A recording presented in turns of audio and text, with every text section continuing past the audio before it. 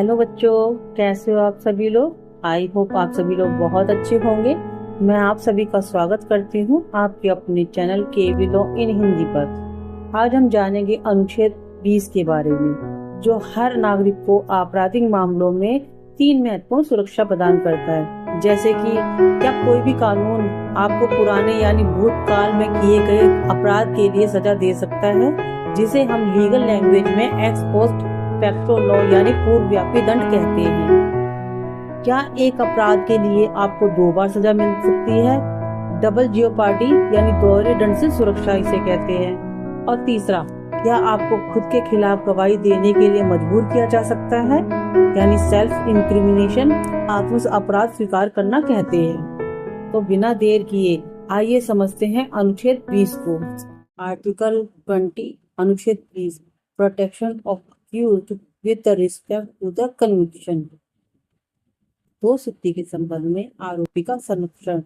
अनुच्छेद 20 अपराधों के संबंध में दोषसिद्धि के बारे में संरक्षण प्रदान करता है। इसका उद्देश्य ये सुनिश्चित करना है कि किसी भी व्यक्ति के साथ में आपराधिक मामलों में अन्याय ना हो, यानी कि कोई भी अपराधी, ठीक है, अगर वो निर्दोष है तो उसे सजा नहीं मिलनी चाहिए, यानी उसके पक्ष को भी न्यायालय को सुनना चाहिए। उसके पक्ष को सुने बिना उसका फैसला नहीं किया जा सकता है। अनुच्छेद 20 हमें 3 मुख्य प्रकार के संरक्षण देता है, जिसमें से पहला है अनुच्छेद 20 सब क्लॉज 1 पूर्वव्यापी आपराधिक कानून यानी पूर्वव्यापी कानून से संरक्षण।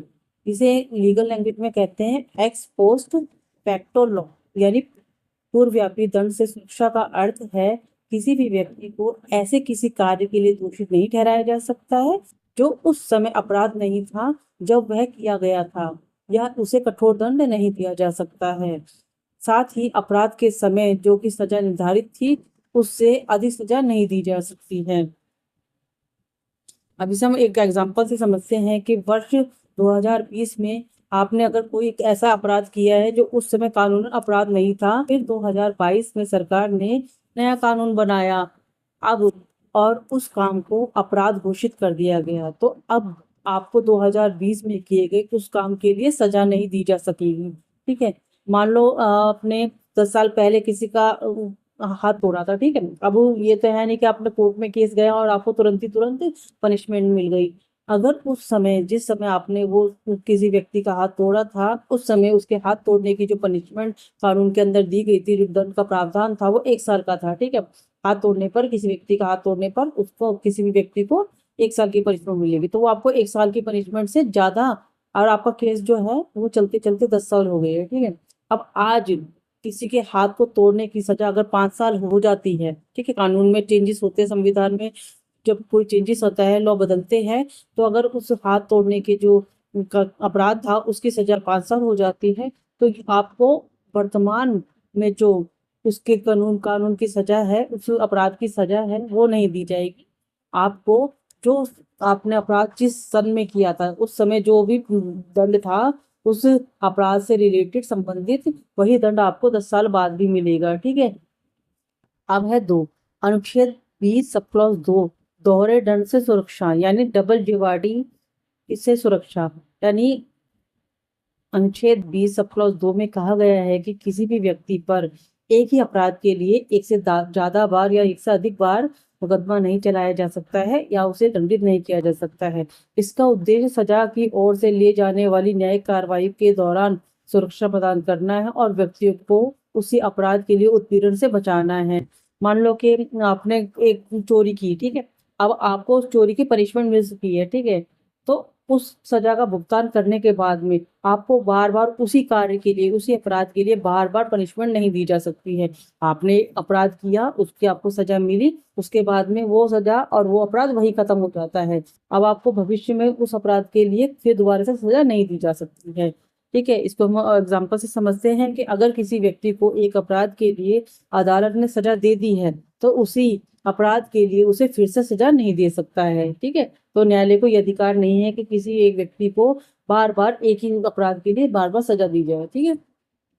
अब थर्ड देखते हैं, आत्म अपराध स्वीकार करने की मजबूरी से सुरक्षा यानी सेल्फ इंक्रिमिनेशन अनुच्छेद 20 सब क्लॉज 3 में किसी अपराध के आरोपी व्यक्ति को अपने खिलाफ गवाही देने के लिए मजबूर नहीं किया जा सकता है और उसे चुप रहने का अधिकार सुनिश्चित किया जा सकता है। ठीक है, जो हमारी अभिव्यक्ति की आजादी थी उसमें हमारी बोलने की आजादी के साथ साथ हमें चुप रहने का अधिकार भी दिया गया था।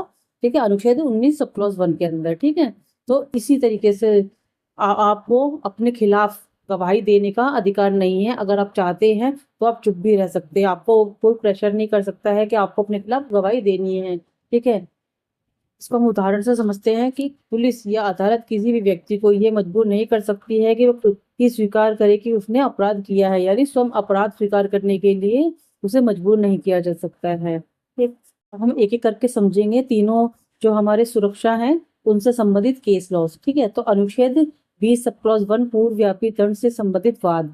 राव शिव बहादुर सिंह बनाम विंध्य प्रदेश राज्य। इस मामले में सुप्रीम कोर्ट ने स्पष्ट किया था कि किसी भी व्यक्ति को ऐसे कानून के अंतर्गत सजा नहीं दी जा सकती है जो अपराध के बाद बनाया गया हो। कोर्ट ने कहा है कि एक्स पोस्ट फैक्टो लॉ लागू नहीं होगा। ठीक है, यानी आप वर्तमान में भूतकाल की सजा को अगर वो अपने भूतकाल में कोई अपराध किया तो आपको सजा भी वही मिलेगी जो उस टाइम पर लागू की गई थी उस अपराध के लिए।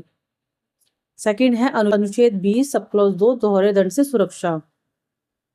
मकबूल हुसैन बनाम बॉम्बे राज्य। इस वाद में का सोना कस्टम विभाग ने जब्त कर लिया था। बाद में उस पर आपराधिक मुकदमा चलाया गया तो सर्वोच्च न्यायालय ने कहा कस्टम विभाग की जो कार्यवाही थी वो न्यायिक नहीं थी। ठीक है, उन्होंने तो सिर्फ सोना जब्त किया था, इसीलिए ये डबल जियोपार्डी नहीं माना जाएगा। ठीक है, जैसे कि मकबूल हुसैन ने बोला कि मुझ पर मेरा सोना जब्त कर लिया गया है तो मुझे एक बार पनिशमेंट मिल चुकी है। ठीक है, तो अब मेरे पर आपराधिक मामला नहीं चलाया जा सकता, लेकिन उसे तो पनिशमेंट मिली नहीं, उसका तो सिर्फ जो सोना था वो जब्त किया गया था, वो कस्टम विभाग ने जब्त किया था। ठीक है, तो अब उसके ऊपर आपराधिक मामला चलाया जा सकता है। क्यों? क्योंकि उसको अब न्यायालय द्वारा जो मिलेगी पनिशमेंट वो उसकी वैध पनिशमेंट होगी। ठीक है, तो यानी सिर्फ न्यायालय द्वारा दी गई सजा ही डबल जियोपार्डी में गिनी जा सकती है, किसी अन्य विभाग द्वारा नहीं। यानी कि किसी अन्य द्वारा अगर कोई सजा दी जाती है, जैसे कि इसके अंदर कस्टम विभाग ने सोना जब्त किया गया था तो उसको कोई पनिशमेंट नहीं दी गई थी। अब ठीक है, वो उसमें काउंट नहीं होगी।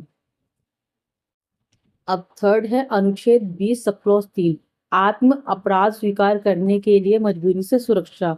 केस लॉ से हमारा MP शर्मा बनाम सतीश चंद्र। इस वाद में तलाशी यानी सर्च दस्तावेज जब्त करने का मुद्दा था। सर्वोच्च न्यायालय ने कहा कि यदि किसी व्यक्ति को खुद अपने खिलाफ गवाही देने के लिए मजबूर नहीं किया जा रहा है तो दस्तावेज जब्त करना आर्टिकल 20 सब क्लॉज 3 का उल्लंघन नहीं है। क्योंकि इस बात के अंदर क्या गया था, व्यक्ति को कोई प्रेशराइज नहीं कर रहा था, उससे दस्तावेज लिए जा रहे थे। ठीक है, तो दस्तावेज लेना और तलाशी करना ये कोई जबरदस्ती नहीं है, ना कोई फोर्सफुली काम है। ठीक है, ये एक सर्च वारंट निकाला जाता है, तो इसके ये आर्टिकल 20 के अंतर्गत नहीं आता है। आर्टिकल 20 सब क्लॉज 3 के अंतर्गत जबरदस्ती का नहीं आता है। यानी सेल्फ इंक्रिमिनेशन यानी आत्म अपराध स्वीकार करना तभी होगा जब किसी भी व्यक्ति को मजबूर किया जाएगा। ठीक है, तो उसे कोई मजबूर नहीं किया गया था, उसके घर पे सर्च वारंट लेके तलाशी की गई थी और दस्तावेज जब्त किए गए थे, तो उसमें से कोई फोर्सफुली बयान देने के लिए या अपने खिलाफ कुछ बोलने के लिए नहीं कहा गया था।